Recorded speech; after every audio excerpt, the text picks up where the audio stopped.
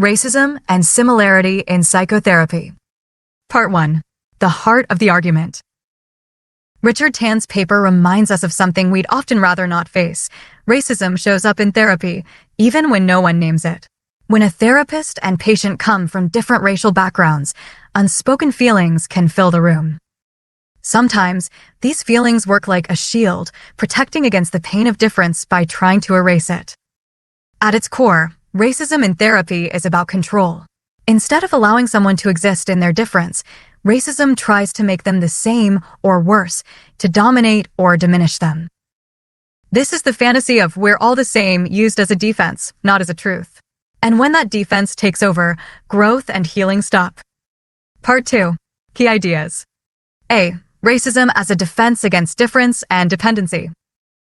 Avoiding the pain of difference, racism can act like armor against the discomfort of seeing someone as truly other.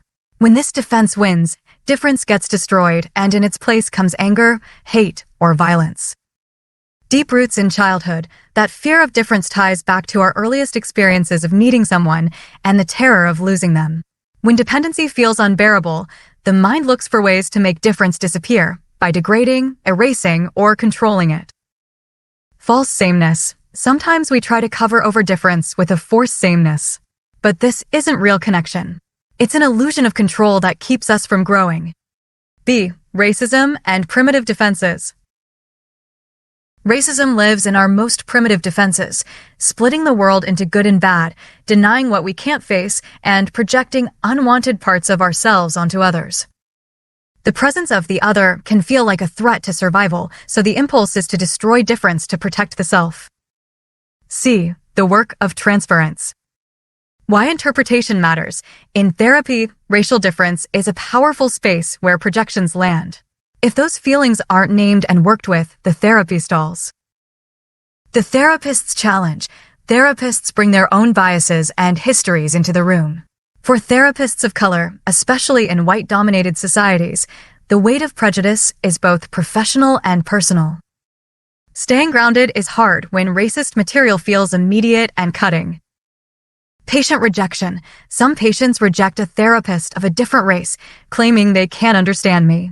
But this is often a way of holding onto defenses rather than facing the vulnerability of difference. Therapist's responsibility. We can't do this work without looking at our own unconscious biases. Without self-awareness, we fall into the trap of authority and omnipotence, and the work suffers. D. Identification and distortion of reality. Confusing sameness with connection. At a primitive level, similarity can become distorted into sameness, erasing the individuality of the other. True connection means recognizing both similarity and difference. The trap of assumed similarity. When therapist and patient share a racial background, it's tempting to assume understanding and skip over the hard parts. But this shortcut can actually exploit the patient and miss important dynamics. Part 3. Stories from the therapy room. Patient A. Denial through idealization. A white community worker who prided himself on being anti-racist used his therapist's non-white identity to validate himself. By idealizing the therapist, he denied his own racism. When the therapist named his hostility and superiority, he felt exposed and anxious, but this confrontation opened the door to real difference and deeper healing.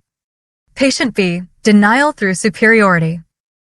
A European woman minimized difference by claiming equality, even while feeling secretly superior.